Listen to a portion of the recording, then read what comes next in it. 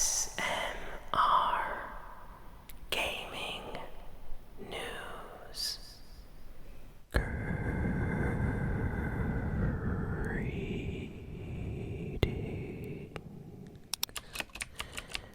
everyone,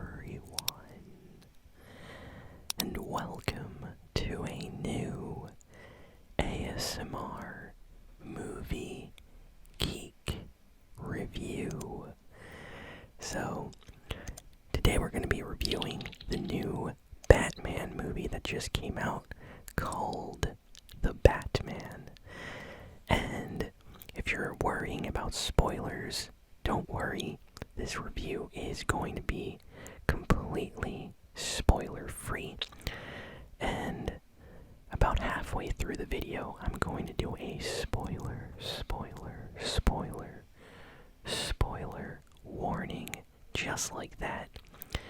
And that's when you know I'm going to be talking about spoilers. So enjoy the first part of the video, or the entire video if you've already watched the movie, or if you don't care about spoilers. So don't worry, right now I'm just going to talk about my general thoughts on the movie without spoiling anything. So, wow. I just got back from the theater. Like I said, this was one of the most, I would say, hyped or anticipated movies of 2022 so far. One that I've been waiting for. I was honestly really excited for this movie just because Batman is one of my favorite superhero characters of all time. I love Batman as a character, love the movies, love the comic books, I love the cartoons, the various Batman cartoons that we've gotten over the years.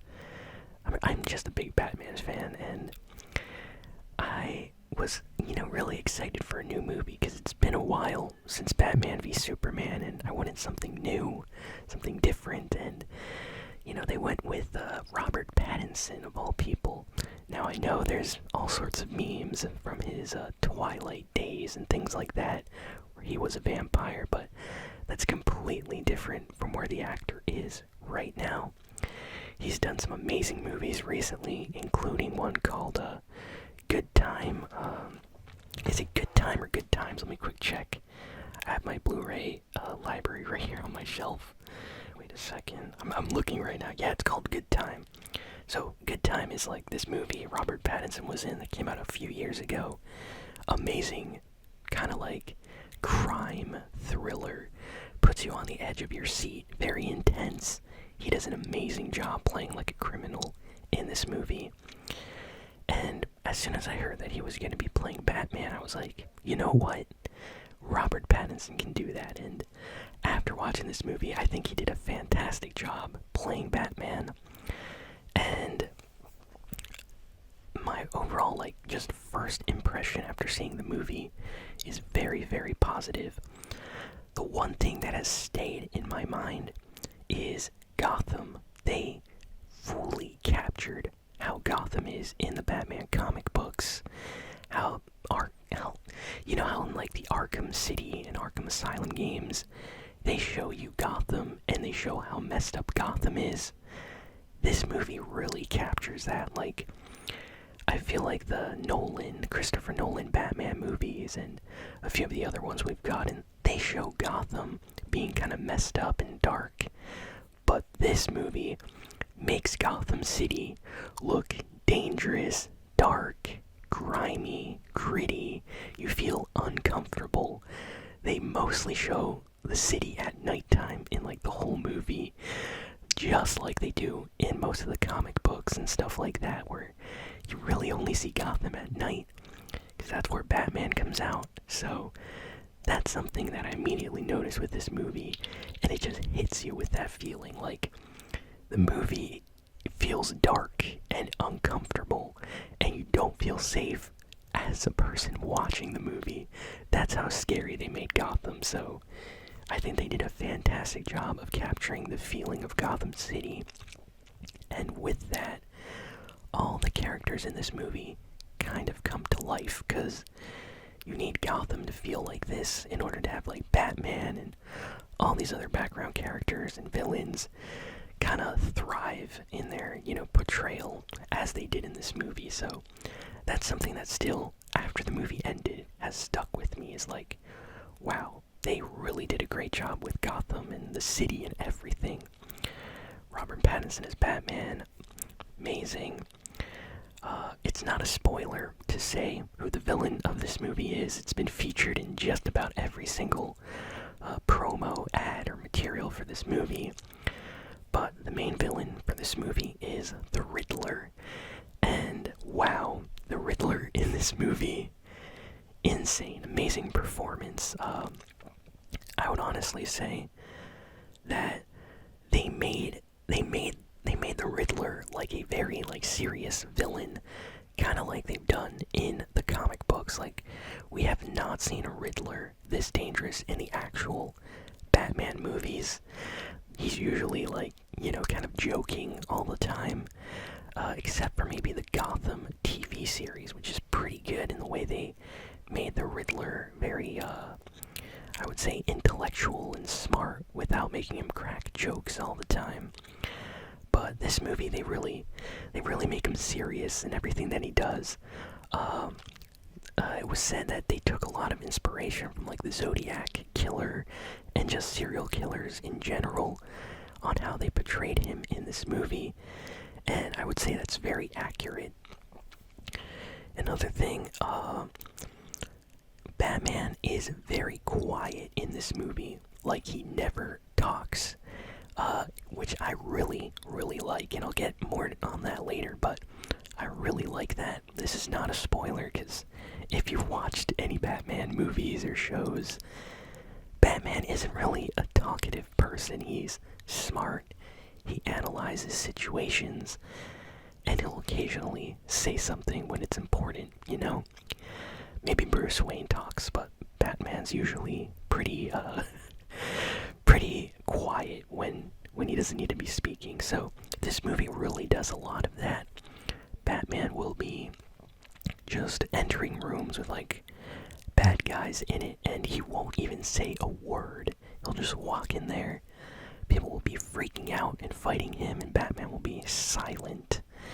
And I really like that. It kind of reminded me of the old Batman animated series episodes. If any of you have ever watched the Batman animated series, the early one from the 90s, amazing series you all need to watch. But it reminded me a little bit of the Batman in that, because Batman in that show would be pretty silent when he would be confronting enemies or bad guys on the street.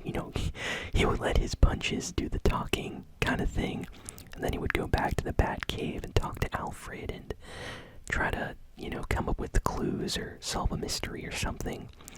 That's kind of like this, so I liked that a lot. I feel like they made you feel Batman more, his ulterior feelings, his motives, by keeping him this quiet, because you never knew what he was actually going to say, but you could feel it. You could be oh, he's really serious right now. And by having Batman not talk all the time, it kind of lets you pick up on things he was looking at. So there was a lot of emphasis in this movie with Batman's eyes and what he was seeing. This is not a spoiler, but an example would be Batman ends up on a crime scene, and then we see him look down, and it shows us where he's looking, what corner, what caught his eye, and then we, as a viewer watching the movie, can tell oh, something's important over there, or Batman just discovered a clue.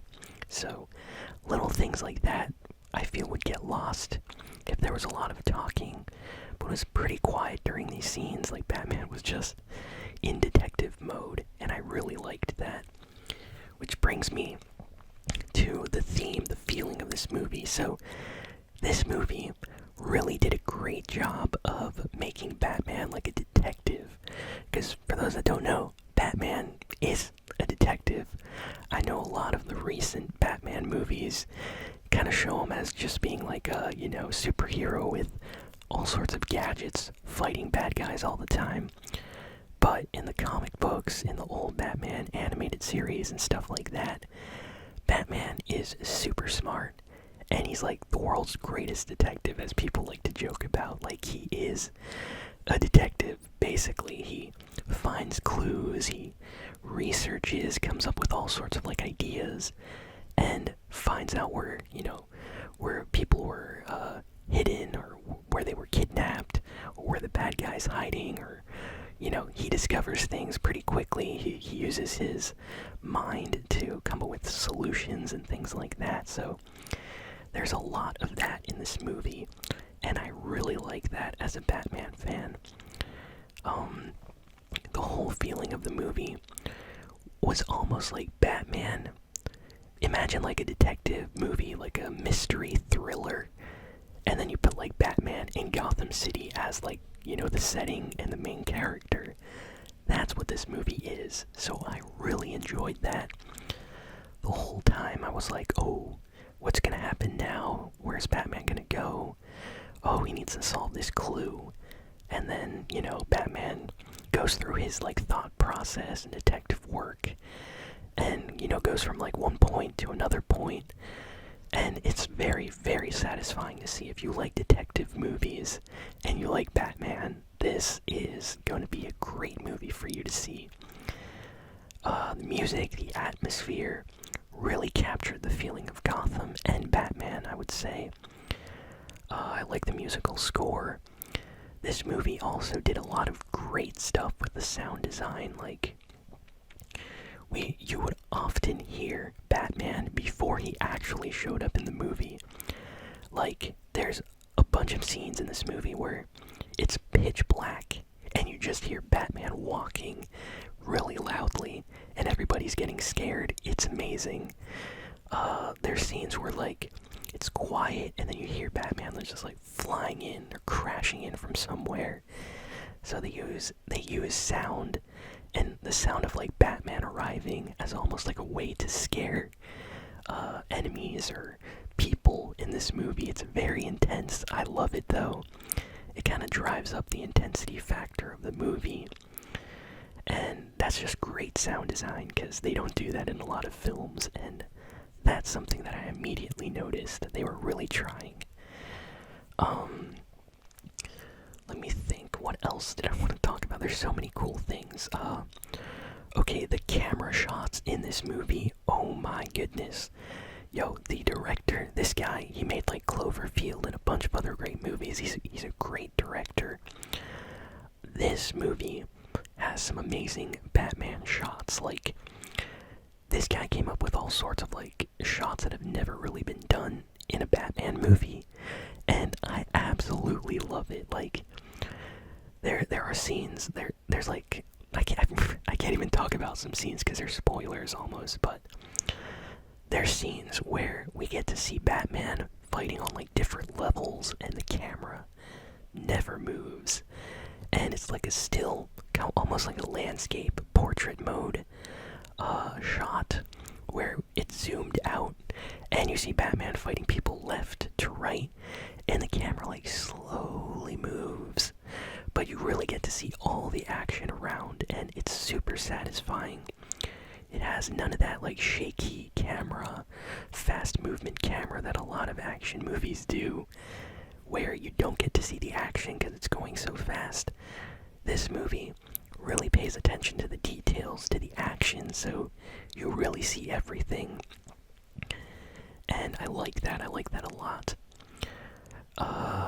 Yeah, there's just so many great shots. There's shots of like Batman over the city that look amazing. Like, you can see Gotham, you can see Batman gliding. So nice. The fight scenes are great. There's like these epic shots as well where they'll show you like Batman up close fighting some bad guys, and then they'll zoom out showing you like the large area where he's fighting or what's going on, just to give you like a feeling of Gotham, and they'll go right back to where Batman is. It was amazing. It was like a comic book come to life, and that's exactly what they did. Like, they really did a great job. If I sound excited, I am. Like, this might be one of my favorite Batman movies. I would definitely put this in my top 3. Of course, you have Christopher Nolan's The Dark Knight, probably still up there at the top for me. But this, easily up there too, like, amazing. Let's see, what else do I want to talk about? Oh, the dark aspect of this movie. So it's a little bit darker than other Batman movies. Like, it feels like a serious movie. Like, if they wanted to, this movie could have been rated R, like the Joker. And you kind of feel it. Like, it's a heavy movie. Like, it's not your happy Batman movie. There are some scenes that are pretty intense in this. Not too intense, but this movie does a great job of making you kind of scared, but then they don't really show you the violence, and I like that a little bit. And I think it was intentional. Like, sometimes it's scarier to like hear something than actually see something, and that's what this movie does a lot. Like, there might be a really intense or brutal moment, and then the camera will like zoom out or completely fade out, and you just hear what's going on in the background, and it sounds really, really bad, and you're getting kind of freaked out. And this movie does that perfectly. So I like that. I feel like it kept it to its like comic book origins of like some of the darker Batman novels. Like, I know a lot of people said this was kind of like Batman. It was kind of inspired by like Batman Long Halloween, if any of you know that comic book, but it definitely feels inspired by some of the darker Batman comic books, but without showing maybe super violent moments or things like that. So I think they did a good balance of making it dark without showing too much. You know, it's kind of tough to do, but the director definitely pulled it off, so I like that. Very similar to The Dark Knight, because The Dark Knight had the Joker in it, and Christopher Nolan made that movie pretty dark. Like, there were all sorts of scenes with the Joker killing people. It was pretty intense, but then there were many moments where they didn't really show you what was going on, so it was intense, but not, gratuitous or too brutal. So if any of you are wondering whether to go to the movie with, like, I don't know, younger brother or sister or your parents or something, I would say definitely maybe watch a trailer or something first, just so you get a vibe of how you think the movie's gonna be, because it basically gives you the feeling of the movie just by watching the trailer. Like, you can tell the darker vibe this movie has from a trailer. But wow, I definitely recommend going to see this movie. I highly recommend it. One of the better Batman movies I've seen in a while. I really liked this Batman. I think Robert Pattinson did a great job as Batman. I think he did an okay Bruce Wayne. A little bit more on that in the spoiler section. I liked all the other characters that have appeared in this movie. We get, Fred and Alfred's in this movie is amazing. He actually has a lot more stuff going on in this movie than in some of the Batman movies prior to this one. So they actually use Alfred in a couple more scenes than usual, so I like that. Catwoman is in this movie, played by Zoe Kravitz. I think she did a great job in this. I would actually love to see her in the next Batman movie if they do one, alongside Robert Pattinson again. I think they should do that. They definitely had like a good dynamic together in this movie, and it kind of reminded me of some of like the interactions between Batman and Catwoman in the comics and in the animated series, so I liked that a lot. Let's see. There are a lot of like background characters, of course. Like, we got Gordon in this, of course, with the Gotham PD, and all sorts of other characters in that. I don't want to get too much into that, because I feel like it's spoilers to mention things like that, but you definitely have the normal amount of characters in a Batman movie. You got your Gordon, you got your Alfred, Batman, Catwoman, Riddler's the main villain, but there's like a whole other plot going on as well. it's a very exciting movie. So yeah, go watch it. You'll definitely enjoy it. I had a great time. And honestly, the movie's like 3 hours long, but it didn't really feel that long. It felt like it was maybe 2 hours instead of 3 hours, because when the action starts, it just never really stops. Like, it just keeps going. There's like more intense action moments, and when there's no action, then you get scenes where it's basically moving the story forward, and you get really excited to find out like who's the main villain or what's going on. So I think they did a great job with the pacing and everything. I don't really have any negative things to say about this movie, so let's get to the spoiler section. Spoilers.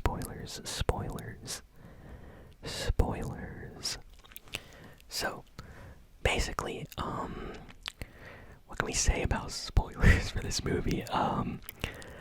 It's a very long movie, so I'm just gonna like skip over most of the stuff and just get to the plot details, but basically, this movie starts out with a young Batman, and I would say young Batman, because it feels like this Batman that we got in this movie with Robert Pattinson may have been Batman for only like 3 years. Like, it feels like Batman maybe was being Batman for a couple years already, but not a very long time. Like, I would say that the Batman in the Christopher Nolan trilogy, like in The Dark Knight or Dark Knight Rises, it feels like he was the Batman for like 10 years or more already in those movies. Like, Bruce Wayne, Batman, been around for a long time in that universe. So in this one, it kind of feels like Batman is new to everything. Like, while I was watching it, I was like, oh, does he already know who the Riddler is? Oh, I guess not. Does he know the Joker? Maybe, maybe not. Has Scarecrow or other villains made appearances yet? Two-Face? Maybe, maybe not.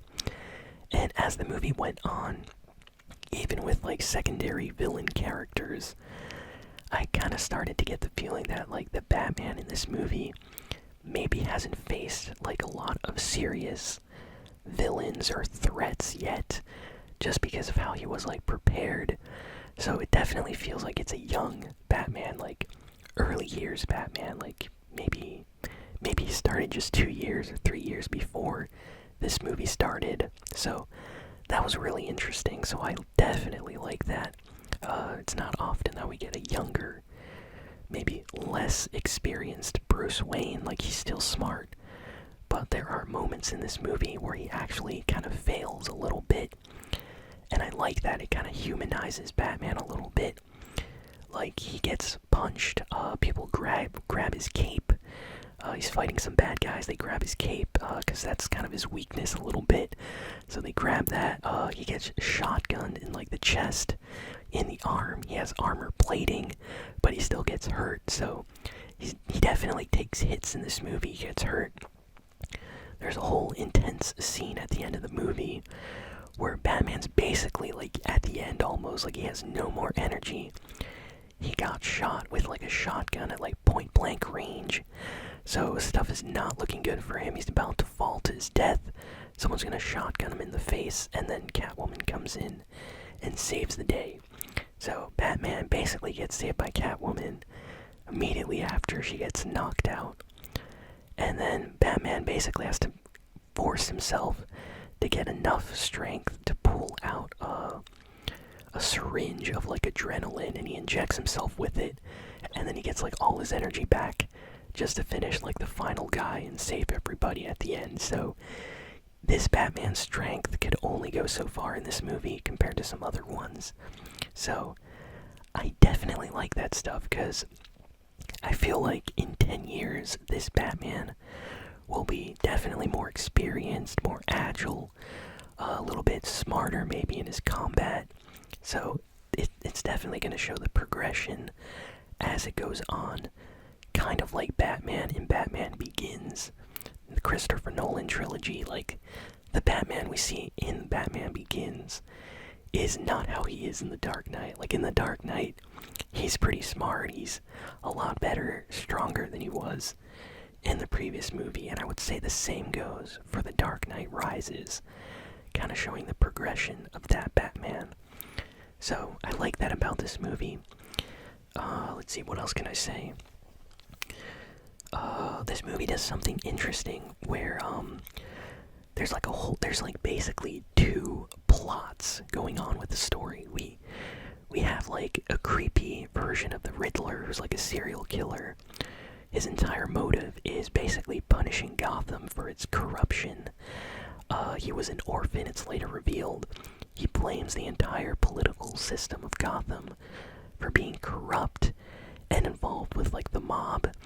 And he wants to expose all these criminal, corrupt politicians by basically killing and murdering them in these traps and things, setting riddles for Batman, because he thinks Batman is like him, so he has like this weird psychological thing that kind of the Joker does as well, and as most villains in Batman's universe has with him. So I thought that was very interesting to see.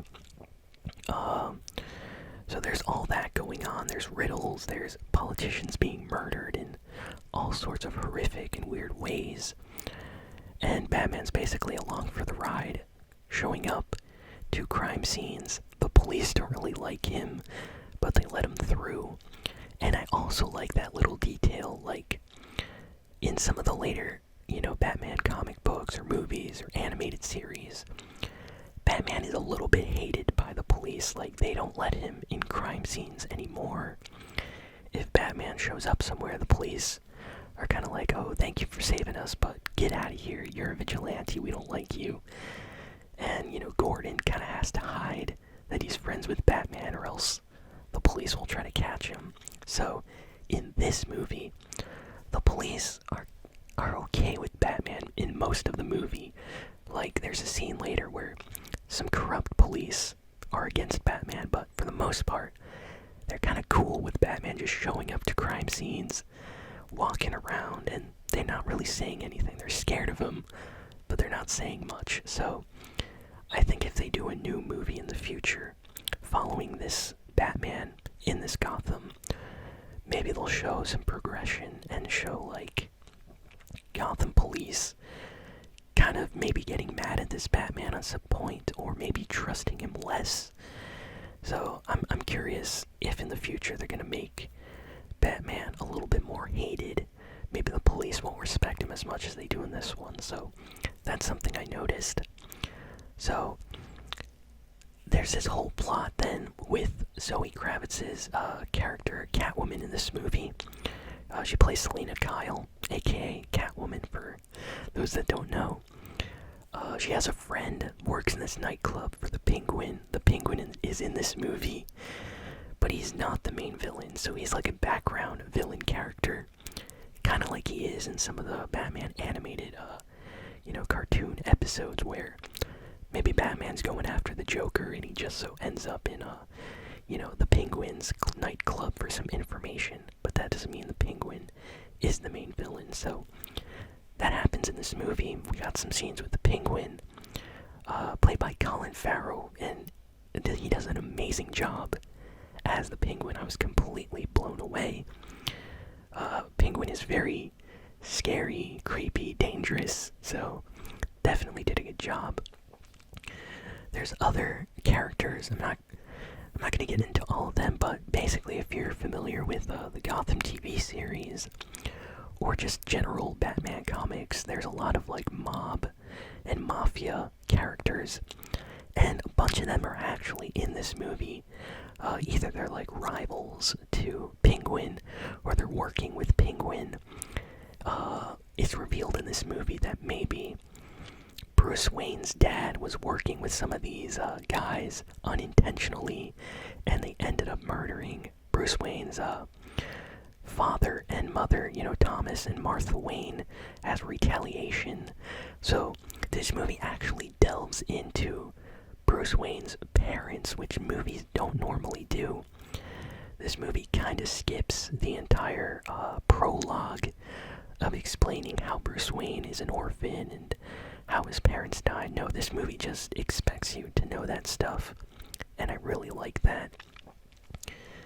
And it kind of has like a little side story where Bruce Wayne is not only looking for the Riddler, but he's also helping Selina Kyle, Catwoman, try to discover what happened to her friend that disappeared because she knew some information that she shouldn't have.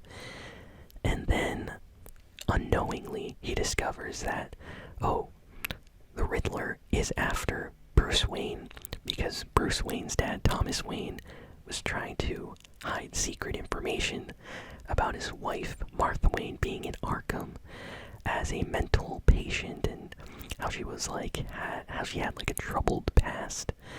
And apparently one of the mob informants was gonna leak all this stuff to the press. So Thomas Wayne went to get some underworld connections to some of these bad guys, and they ended up killing this journalist, and then they ended up killing Thomas and Martha Wayne when they threatened to expose them for what they did. So Batman, of course, is like completely devastated by this news. He's kind of torn by it, and this movie shows that. I would say the portrayal in this movie of Bruce is like a very emotional, dark, and brooding Bruce Wayne. Much younger Bruce Wayne, I would say. So clearly, this Bruce Wayne still needs to get through some of his issues that maybe an older Bruce Wayne will have already dealt with. So an example would be, I would say that like in the Christopher Nolan Batman trilogy, especially like Dark Knight Rises, I would say that at the end of that movie, that Bruce Wayne has dealt with some serious stuff involving his past and his parents. And this Bruce Wayne in this movie is still very, like, I would say, emotional and brooding about the tragedy and his parents' past, and he hasn't really dealt with much of that yet. Alfred mentioned some things about how he's tried to help him in this movie, but you really see that, and I like that. I like seeing that in Bruce Wayne. You can definitely see that a little bit in the Batman in this movie. Like, his motivations are purely to bring like kind of like honor to his parents in the majority of this movie by stopping crime and honoring their legacy by trying to make Gotham a great place. And that's kind of turned upside down in this movie when he discovers that his parents may have been involved with some bad stuff. So I really, really enjoyed that. So basically, I'm gonna go through over the Riddler plot points in this movie. So Riddler starts this movie off by killing politician that's running for mayor, and throughout this movie, he just keeps killing like other important political people, and the mob gets scared, and the police get scared, and little by little, he's killing like corrupt police officers and commissioners and things like that. Batman's trying to solve this murder along with Gordon. The police kind of think it's Batman sometimes. They don't like him. Selina Kyle is trying to help her friend. She has to go in as Catwoman. She discovers that the mob killed her friend because her friend knew that the mob was working with these corrupt politicians. So that ties in with the Riddler, and basically ends up with the police kind of being exposed as corrupt. They end up arresting one of the big, important crime syndicate guys, and then the Penguin kind of takes over. So I think maybe the next movie we're going to see the Penguin in an even more powerful position, possibly as like the boss of an entire, area of Gotham, possibly, because that's what happened in this movie. And this movie has like a very interesting thing. So as this whole plot thing ends, we still haven't caught the Riddler. The Riddler, after killing all these politicians, wants to kill Bruce Wayne because he hates Bruce Wayne. There's like a whole reasoning for this, but basically the Riddler was an orphan. While he was an orphan, everybody was only talking about Bruce Wayne being an orphan, and Bruce Wayne was a rich kid. So he said, why is everyone worrying about you when I was like starving with rats as an orphan in a small room with like 30 people? So he wants to kill Bruce Wayne, but he doesn't know that Batman is Bruce Wayne. So Bruce, Batman were a little bit scared and confused at a certain part in the movie, because it kind of seemed like the Riddler has discovered Batman's identity, but in reality he didn't, so that was good. He accidentally sends a package, though, to kill Alfred instead of Bruce Wayne. So the Riddler didn't actually get to kill any important people to Bruce in this movie. So that's good, but Alfred's in the hospital for the most part of the end of this movie, so that was kind of a surprise. I actually thought they killed Alfred, which would be really sad, but no, Alfred's okay, he's in the hospital. And then they discover, like, after all this stuff is said and done, the Riddler is basically alone in some cafe, and he gives himself up, and he's like, oh, take me in, and you solved all my riddles. And there's like a ton of riddles in this movie. I'm not going to go over it, but if you know the Riddler from anything Batman related, you know what's up already. So the Riddler intentionally gets caught, gets taken to Arkham Asylum. A little bit more on that later. But before he goes, they basically go to the Riddler's house. It's super creepy and messed up. Clearly, he was planning something. They don't really find much, though. And then the Riddler reveals that, oh, I planted, like, bombs in, like, trucks around the city. And when these trucks explode, it's gonna cause flooding all throughout Gotham City. And, like, right when he says that, bombs start going off all around the city. Gotham gets flooded. People are driving in panic through the city streets. They're all, like, crashing into each other. And the only safe location is the center, like, of the city, where they're holding, like, a huge political mayor rally. And he did this intentionally. So all of that happens. So basically the Riddler is not only smart in this movie, but he kind of gets exactly what he wants. Like, everyone reacts to the Riddler. They don't necessarily beat the Riddler in this movie. So that's interesting. Like, a Batman villain actually accomplishes what he wanted. So at this venue, people are panicking, everything's flooding. Electrical wiring is, like, about to electrocute people in the water. Batman has to save them later. It's a crazy and intense scene. But apparently the Riddler has, like, crazy internet dark web fans or something, because once he gets captured, there's, like, a bunch of guys that dress up as the Riddler with sniper rifles and shotguns that go above this mayor rally area and just, like, plan on killing people. So Batman shows up there, starts knocking guys out all over the place. It's amazing. This is the scene where Batman gets shotgunned, though, and he gets badly hurt that I talked about. But eventually he saves the day, saves people. There's a powerful scene where we see Batman with, like, a flare lighting the way through the water so a bunch of, like, civilians can escape and get to safety. So I really like that. That was an amazing scene. And then the movie ends with Gotham completely flooded still. Like, the water looks like it's still, like, 4 feet or something, flooding the entire city. And yeah, everyone's, like, all muddy and dirty. So the movie ends in, like, a crisis. So who knows what's gonna happen in the next movie. Selina Kyle, Catwoman, leaves. She asks Batman to go with her, but we all know Batman, he can't leave Gotham usually. So he decides to stay and she leaves. And then we go, the Riddler in Arkham Asylum, freaking out, because he thought Batman and him were gonna partner up and be friends, but Batman and the Riddler are nothing alike. And then we hear a little bit of laughing in the background, and someone's, like, cheering the Riddler on. And immediately I knew it was the Joker. So I was like, wait, what Joker is this? Is this Joaquin's Phoenix Joker or something? It's possible, but I didn't really get a good look who the actor was. I think they intentionally kind of hid who the Joker was because we only see an outline.